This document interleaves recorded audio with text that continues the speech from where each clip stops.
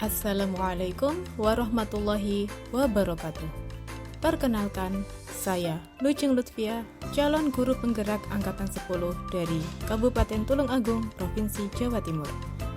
Dan pada video kali ini, saya akan menunjukkan video aksi nyata saya dalam memberikan diseminasi tentang budaya positif di lingkungan sekolah saya, yaitu SDIku Al-Bahjah 03 Tulungagung. Selamat menyaksikan.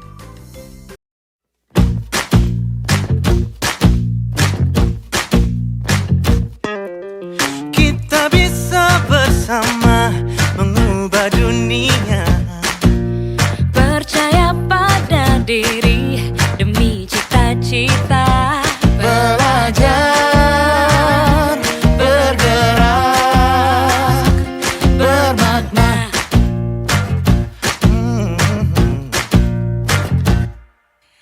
Aku bisa belajar dari ilmumu.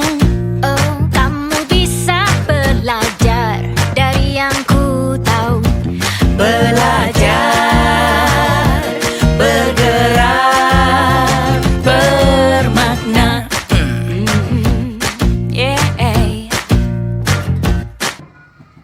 Assalamualaikum warahmatullahi wabarakatuh. Alhamdulillahirabbil alamin wassalatu wassalamu ala asrofil anbiya'i wal mursalin wa ala alihi wa sahbihi ajmain amma ba'd.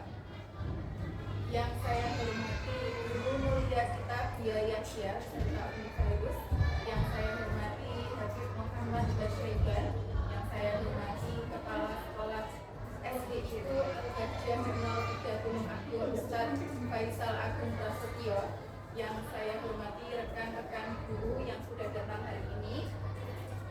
Sebelum mengikuti pengindasan dari Ustaz Hidayah, kita akan simak dulu pengarahan dari perwakilan sekolah-sekolah yang dalam hal ini akan diwakili oleh Ustazah Febriana Wulandari. Waktu dan tempat kami persilakan.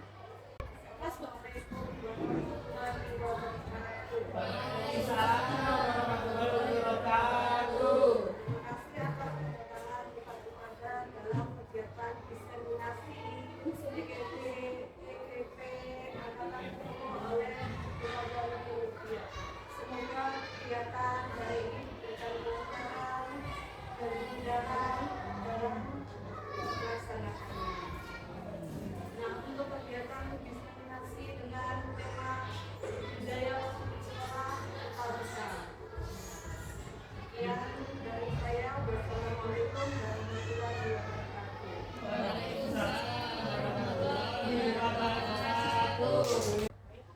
Wassalamualaikum warahmatullahi wabarakatuh. Terima kasih. Assalamualaikum warahmatullahi wabarakatuh.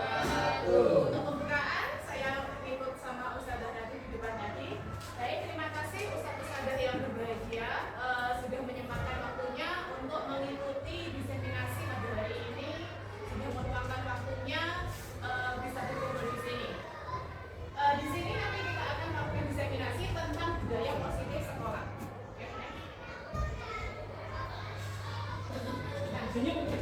Sebelum kita melakukan diseminasi ini, mungkin Bapak Ibu capek ya dengan tugas-tugas dan hari ini juga hari Senin, agar tetap semangat, kita akan melakukan senyum selama 30 detik.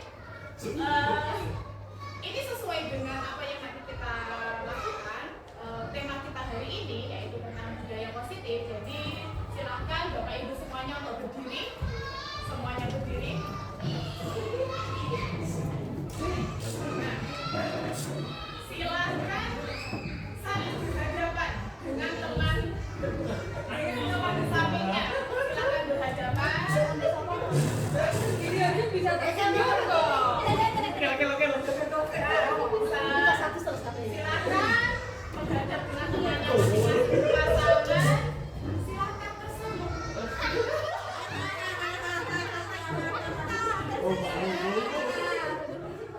Terima kasih.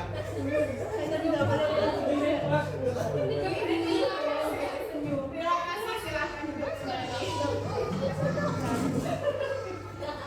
Ini baru saja yang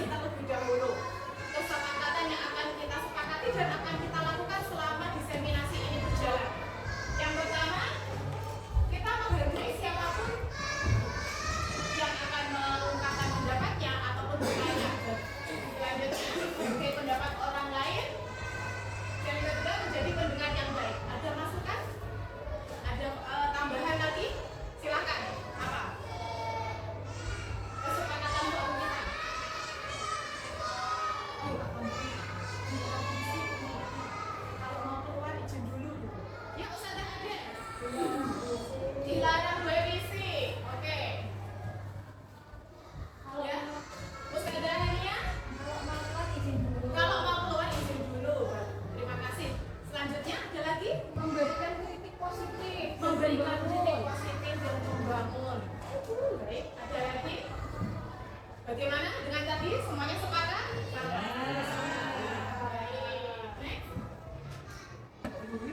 Baik. Kita akan membahas tentang budaya positif yang berlaku di sekolah kita.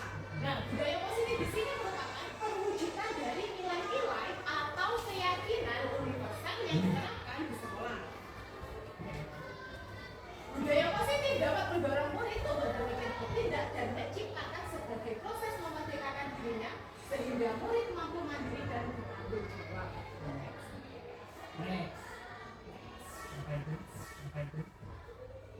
Nah, di sini kita sebagai guru yang baik itu harus memiliki kemampuan dalam mewujudkan budaya positif di sekolah. Budaya positif tersebut dapat dijalankan dengan menerapkan konsep-konsep inti seperti ini yang ada pada slide. Nah, sebelumnya saya mau tanya, apa sih? Pada poin pertama itu disebutkan disiplin positif. Apakah ada yang memberikan saran? Masukan. Pendapat. Apakah ada yang memberikan pendapat tentang disiplin positif itu apa? Disiplin positif kalau menurut saya itu adalah kegiatan yang baik dalam kehidupan sehari-hari yang bisa kita terapkan atau biasakan kepada murid-murid kita. Oke, jadi plus baru. Terima kasih. Ada lagi? Saya Bu, Oke, Mas Sukron, silahkan. disiplin adalah berbuat baik dengan terus menerus. Oke, bagus. Nah, jadi seperti itu disiplin positif. Disiplin positif merupakan kegiatan baik atau kebiasaan baik yang kita lakukan secara terus-menerus dan bisa menjadi kebiasaan. Oke? Lanjut. Nah, di sini dijelaskan disiplin positif merupakan suatu cara penerapan disiplin yang mengajarkan anak bertanggung jawab dan menumbuhkan kesadaran diri berdasarkan nilai-nilai kebajikan. Seperti itu. Disiplin diri dapat membuat murid memahami dan menyadari berdasarkan motivasi internal, bukan akibat dari paksaan, ujian, ataupun hukuman. Jadi disiplin positif itu bagaimana anak-anak menciptakan disiplin positif pada dirinya itu ada yang namanya motivasi. Motivasi itu ada dua, yaitu motivasi internal dan motivasi eksternal. Yang disebut dengan motivasi internal adalah motivasi yang berasal dari dirinya sendiri. Jadi itu muncul dari kesadarannya anak itu sendiri. Kalau motivasi eksternal adalah motivasi yang muncul dari luar diri si anak. Misalnya, si anak mau melakukan disiplin positif atau contohnya mau berseragam ke sekolah itu karena dirinya tidak mau dihukum oleh guru, karena tidak mau dimarahi oleh guru. Jadi motivasi itu adalah motivasi, contoh motivasi apa? Eksternal atau motivasi yang berasal dari luar. Kalau motivasi internal, kalau misalkan si anak itu berseragam itu karena dirinya sadar bahwa ketika bersekolah harus memakai seragam yang sudah ditetapkan oleh sekolah. Itu adalah contoh motivasi internal. Baik, lanjut.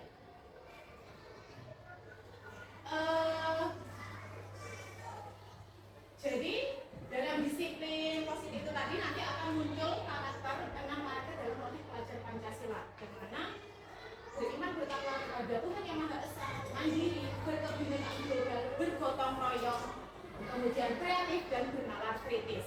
Lanjut. Nah,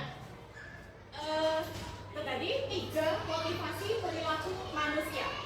3 motivasi perilaku manusia. Di sini disebutkan untuk motivasi yang muncul pada diri seseorang. Yang pertama adalah untuk menghindari ketidaknyamanan atau hukuman. Contohnya,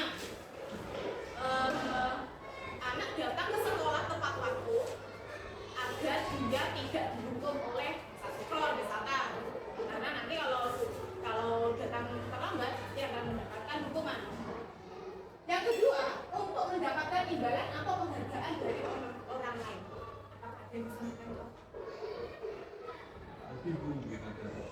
Contoh, motivasi pada diri seseorang itu untuk mendapatkan imbalan atau penghargaan dari orang lain. Contohnya nanti kalau misalkan datang kayak datang ber Kayak ujian. ujian. Kamu rajin sekali. Iya. Sudah datang tepat waktu. Besok dilanjutkan lagi ya. Oke, bagus. Selanjutnya yang ketiga, untuk menjadi orang yang mereka inginkan dan menghargai diri sendiri dengan nilai-nilai yang mereka inginkan. Nah, menurut jenengan, dari ketiga motivasi ini, yang pertama itu termasuk motivasi internal atau eksternal? Internal. Iya. Internal. Senang sekali faktornya berubah. Eksternal. Kekerasan budaya. Ya, karena dia tidak mau dihukum. Dia tidak mau dihukum atau dimarahi gitu. Jadi itu motivasinya dari luar. Kalau yang kedua, untuk mendapatkan imbalan atau penghargaan dari orang lain, eksternal juga. Kata kuncinya iman. Ya, selanjutnya untuk menjadi orang yang mereka inginkan dan menghargai diri sendiri. Internal, oke. Kelas atau keyakinan sekolah. Keyakinan kelas atau sekolah itu berbeda dengan peraturan. Kalau peraturan itu biasanya menggunakan kalimat yang lebih negatif. Misalkan, dilarang makan di depan kelas, tidak boleh mencontek, tidak boleh membuang sampah sembarangan, dan sebagainya. Kalau peraturan biasanya cenderung ke kalimat yang negatif, penggunaan diksinya. Tapi untuk keyakinan kelas, ini contohnya tadi dilarang membuang sampah sembarangan, gitu ya. Contoh kalimatnya, buanglah sampah pada tempatnya. Nah, dalam keyakinan sekolah atau kelas, guru berperan dalam mewujudkan terbentuknya keyakinan sekolah atau kelas dengan adanya kesepakatan antara guru dan murid. Jadi terbentuknya keyakinan kelas atau sekolah ini bukan wujud dari satu orang saja atau dari satu pihak. Misal jenengan sebagai wali kelas, jenengan menciptakan keyakinan sekolah sendiri tanpa kesepakatan dengan murid jenengan. Nah, jadi itu kurang tepat karena keyakinan sekolah atau kelas itu terjadi karena adanya kesepakatan antara guru dan murid. Oke, next. Di sini ada contoh keyakinan.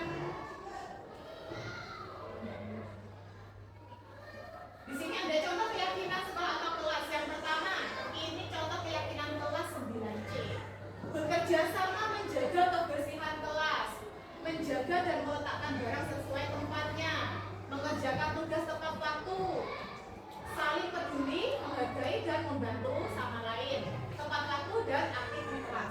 Jadi tentang keyakinan kelas itu nanti bisa jenengan sepakati, kemudian dituliskan atau diketik, kemudian nanti akan ditempelkan di kelas. Jadi semua warga kelas atau sekolah nanti mengetahui keyakinan kelas atau sekolah ini. Oke.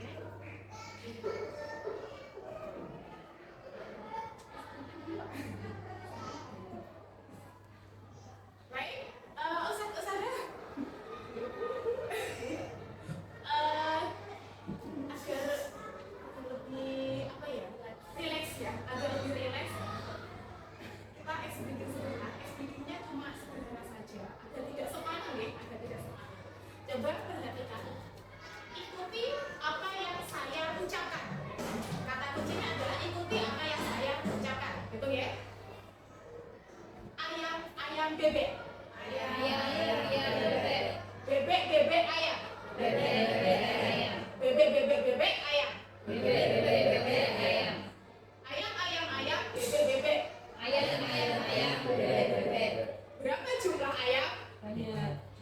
Berapa jumlah ayam? Ternyata yang masih konsentrasi adalah saksikan. Kata kuncinya adalah ikuti ucapan saya. Jadi bukan disuruh menghitung berapa.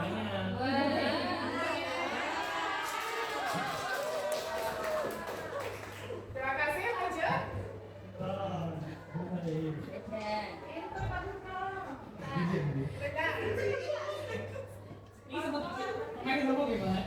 Itu Baik, Ustazah Zahra, kita akan mereview sebentar tentang apa yang sudah kita bahas tadi di depan.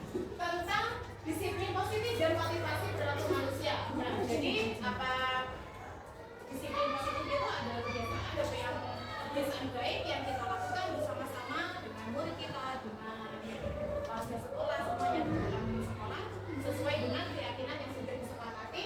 Nah, kemudian untuk melakukan disiplin itu tadi bisa muncul dalam dirinya itu adalah motivasi. Motivasi itu ada 3 tadi,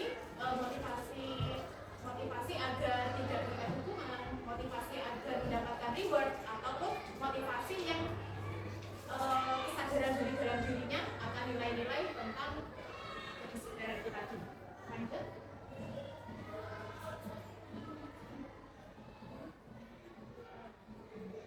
Nah, kebutuhan dasar manusia. Manusia memiliki kebutuhan dasar. Ada 5 kebutuhan dasar manusia. Yang pertama adalah bertahan hidup. Yang kedua adalah kasih sayang dan rasa diterima.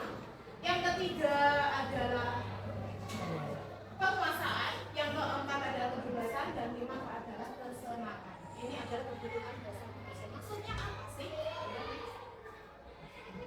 Di sini ada contoh kasus. Misalkan nih, ada murid yang jenengan itu mengucapkan kalimat atau dalam posisi seperti ini.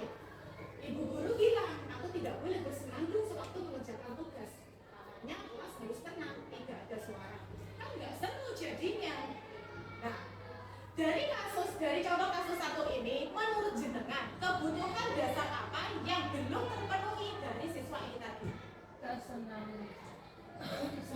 Kesenangan, ya tepat sekali. Kenapa? Karena dia senang bersenandung. Iya.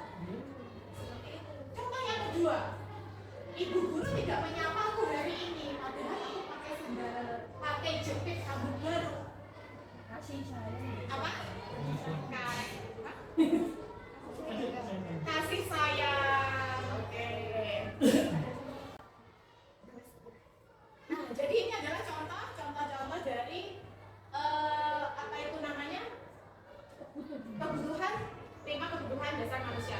Kalau di dalam kelasnya Bapak Ibu sekalian, mungkin jenengan merasakan atau pernah mengalami perilaku yang dilakukan oleh murid jenengan karena dia kurang mendapatkan 5 kebutuhan dasar. Mungkin ada yang bisa memberikan contoh di dalam kelasnya? Ya 1 sampai 5 tadi apa? Ini kebutuhan dasar manusia. Mungkin di dalam kelas yang jenengan, murid yang jenengan ada beberapa kebutuhan dasar yang belum terpenuhi dan itu pernah jenengan temukan di dalam kelas. Banyak. Iya, coba. Ustaz Syafa, contohnya satu saja. Misalnya ada sebuah materi dirupa dalam materi itu membuat karya 3 dimensi, tapi mereka malah tidak membuat karya itu menggambar semau mereka sendiri. Jadi merasa kebebasannya kurang atau gimana, sehingga materinya tidak dikerjakan menggambar yang bebas.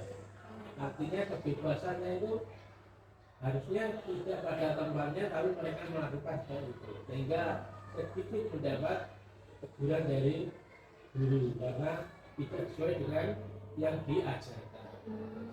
Jadi kebutuhan kebebasan dari Iya. si anak. Dia inginnya melakukan A. Ya, Ya. dia ingin menggambar semaunya, sedangkan materi pelajaran suruh membuat karya gambar 3 dimensi. Jadi itu akhirnya jadi rame, akhirnya tidak malah selesai materi. Seperti itu. Oke, lanjut ke Sasuke, mungkin punya contoh terhadap santrinya. Ya, saya punya santri waktu hadir ke sekolah, dia nggak sengaja saling tatap muka sampai di sekolah, akhirnya berlanjut tetap saling tatap muka. Akhirnya waktu istirahat salah satunya menantang untuk berkelahi. Menurut saya itu adalah karena dari bertahan hidup.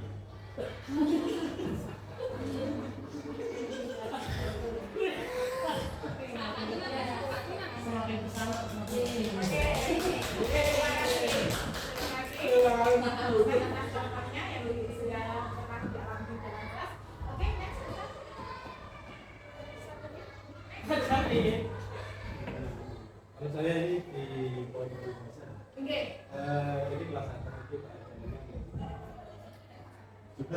Katanya memang harus ada aturan tertentu di mana kita membatasi kebebasan anak-anak juga, terutama dalam memanggil nama anak dengan nama bapak. Di mana kebebasan itu harus kita hentikan karena contohnya seperti ini, ketika kita ngabsen anak di nos misalnya, terus anak-anak itu berdiam dulu memegang mulutnya untuk tidak menyebut nama ayahnya. Setelah kita mencoba selidiki atau kita keluar kelas, anak-anak itu langsung menyebut nama ayahnya. Oke, terima kasih Pak David atas Pendidikan. Oke, selanjutnya next. Selanjutnya adalah tentang posisi kontrol. Posisi kontrol itu maksudnya adalah posisinya jenengan.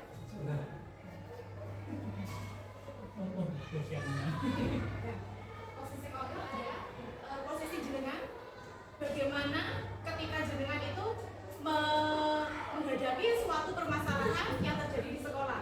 Jadi bagaimana respon jenengan, respon yang sudah jenengan itu nanti akan sampaikan atau jenengan utarakan kepada suatu peristiwa itu disebut posisi kontrol. Sebagai contoh, saya akan memutarkan sebuah video.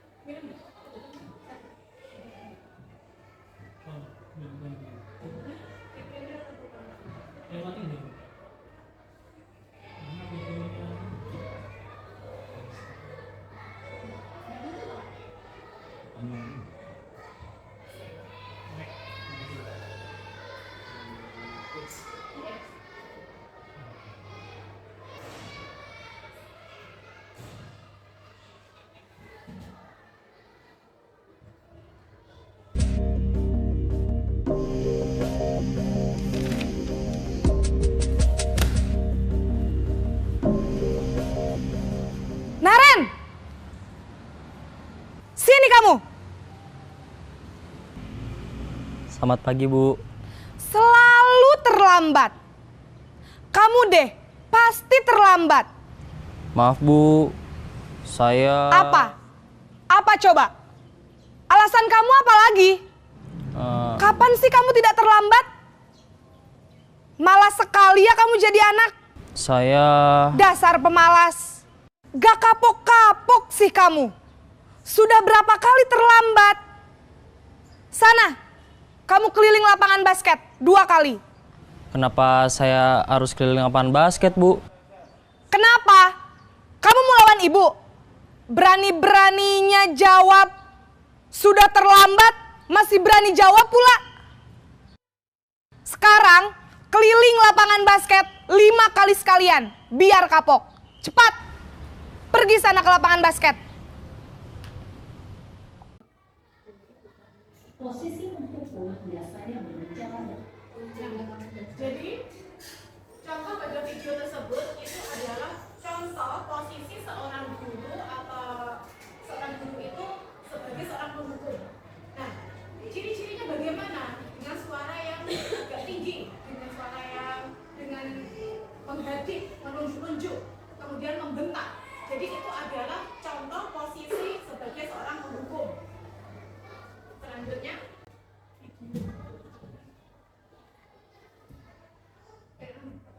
Dengan nada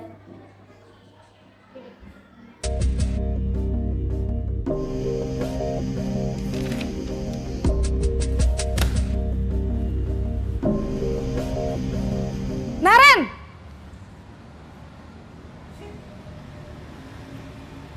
Selamat pagi, Bu. Naren. Kamu kenapa terlambat lagi, nak? Ya Tuhan, Naren. Kamu senang ya bikin ibu susah ya?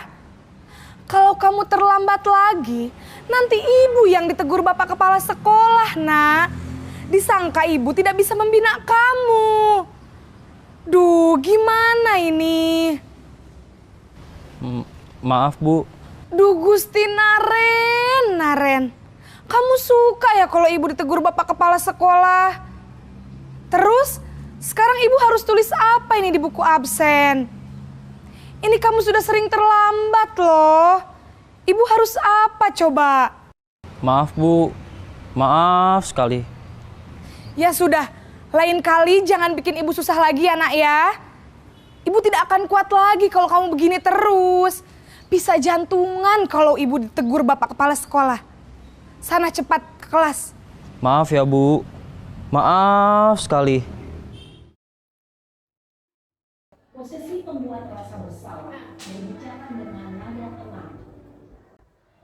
Pada contoh video kedua, ini adalah contoh posisi seorang guru sebagai pembuat rasa bersalah. Jadi mengambil hatinya si anak agar dia merasa bersalah atas sikap yang sudah dia lakukan. Untuk contoh kalimatnya atau ucapan yang diucapkan itu suaranya cenderung melembut. Suaranya melembut, tenang, namun kata-katanya menyalahkan murid agar dia merasa bersalah atas perbuatan yang sudah dia lakukan. Lanjut. Cenderung lembut, namun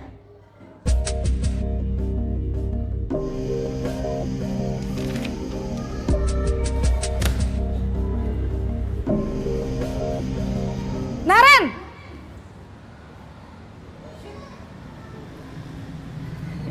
Selamat pagi, Bu. Wah, sudah jam berapa ini, nak? Terlambat lagi ya, sayang. Iya, Bu. Habis ibu saya lupa bangunkan saya, Bu. Kamu malah menyalahkan ibu kamu. Kamu bukannya anak yang larinya paling kenceng. Kok terlambat sih? Iya, Bu. Saya memang terlambat bangun tadi. Jadi, biarpun saya lari kencang, tetap gak kekejar, Bu. Ya sudah sana. Nanti lain kali larinya lebih kenceng lagi ya. Biar gak terlambat lagi. Bikin seneng ibu. Demi ibu. Bisa kan? Bisa lah, Bu. Ya sudah sana masuk kelas. Ibu beresin urusan absen kamu. Kamu ini ada-ada saja. Menurut jenengan, ini termasuk posisi apa?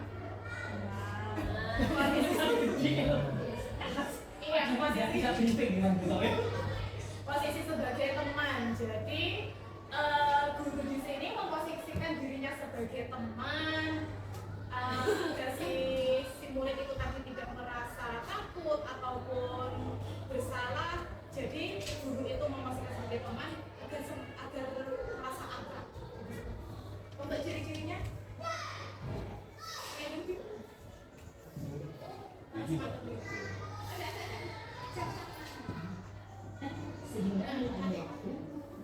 Jadi untuk ciri-cirinya murid akan bergantung kepada satu orang atau faktor keterangan.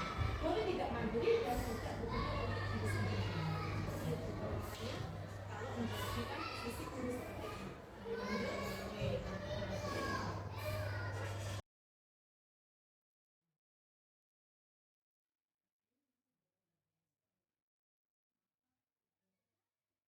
Naren!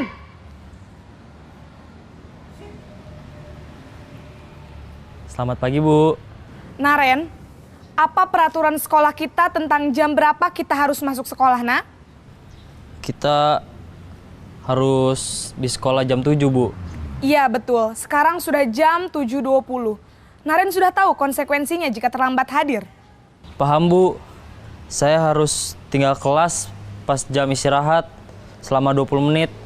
Iya, benar. Konsekuensinya demikian.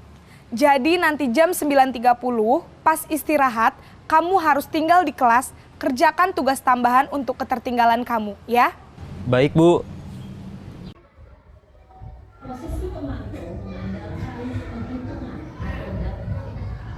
Jadi untuk contoh video yang keempat ini adalah posisi pemantau. Pemantau ini seorang pemantau akan bersuara datar, tidak emosional, tidak bersuara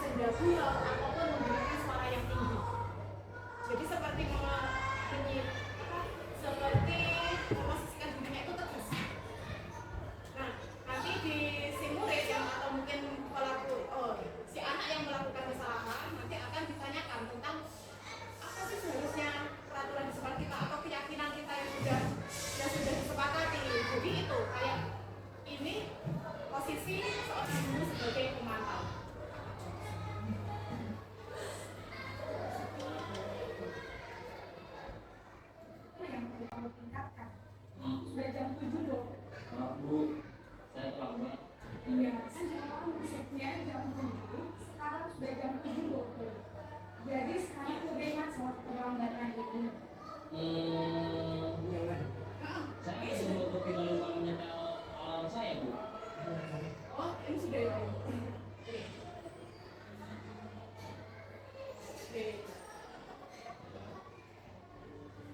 Nanti mandi sebelum tulisan itu muncul.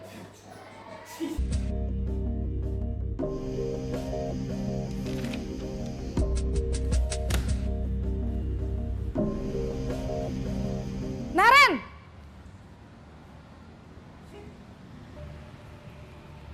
Selamat pagi, Bu. Selamat pagi, Naren. Maaf, Bu. Saya terlambat. Iya, sekolah masuknya jam 7, sekarang sudah jam 7.20. Jadi sekarang bagaimana ini, Naren? Maaf, Bu. Saya lupa setel alarm saya semalam. Baiklah, menurut kamu, keyakinan sekolah yang mana yang perlu kamu tingkatkan? Menghargai diri sendiri dan orang lain mungkin ya, Bu. Setuju. Jadi, apakah Naren meyakini prinsip saling menghormati tersebut? Iya, Bu. Saya meyakininya. Apakah Naren bersedia memperbaiki masalah keterlambatan ini? Bersedia, Bu. Bagaimana kamu akan perbaiki masalah keterlambatan ini? Saya akan coba untuk tidak lupa menyetel alarm saya, Bu. Baik, kalau Naren lupa menyetel alarm di rumah, ada orang yang kira-kira bisa bantu mengingatkan tidak? Ada, Bu. Kakak saya, Kak Ema. Ada lagi selain Kak Ema? Selain Kak Ema, ada ibu saya. Baik, jadi yang mengingatkan Naren adalah Kak Ema dan ibu kamu ya? Kira-kira akan mulai setel alarm kapan nih, Naren? Setelah pulang sekolah, akan segera saya lakukan. Baik, jadi Naren akan setel alarm untuk bangun besok pagi dan akan... Nah, menurut Ustaz Saga, dari video ini, posisi apa yang dilakukan oleh seorang guru? Posisi sebagai seorang apa, Ustaz? Manajer, ya. Jadi ini adalah posisi sebagai manajer. Jadi, contoh-contoh video yang sudah saya sampaikan tadi kepada jenengan semuanya, itu adalah bagaimana cara kita menyikapi atas kasus-kasus atau masalah-masalah yang terjadi di sekolah. Jadi bisa jadi jenengan sebagai teman, manajer, pemantau, pemberi rasa bersalah, dan penghukum. Nah, oke. Selanjutnya adalah tentang segitiga restitusi. Segitiga restitusi ini apa itu namanya? Adalah cara yang lebih efektif untuk mendapatkan apa yang membutuhkan. Jadi untuk segitiga restitusi ini, bagaimana sikap jenengan dalam menghadapi suatu kasus atau permasalahan yang terjadi. Oke? Ada tahapan-tahapan segitiga atau langkah-langkah segitiga restitusi ini. Yang pertama adalah menstabilkan identitas. Di sini, misalkan gini nih, ada suatu kejadian di sekolah atau permasalahan. Kemudian muridnya itu akan jenengan tanyai satu-satu masalahnya, ya kan? Dan mungkin jenengan langsung menghukum Pak Naliko atau seketika. Jadi mungkin jenengan akan mencari informasi terlebih dahulu. Nah, kemudian langkah-langkah dalam segitiga restitusi itu yang pertama adalah menstabilkan identitas, yaitu mengajukan pertanyaan yang membuatnya menjadi efektif. Yang kedua, validasi tindakan yang salah. Setiap tindakan kita dilakukan dengan suatu tujuan, yaitu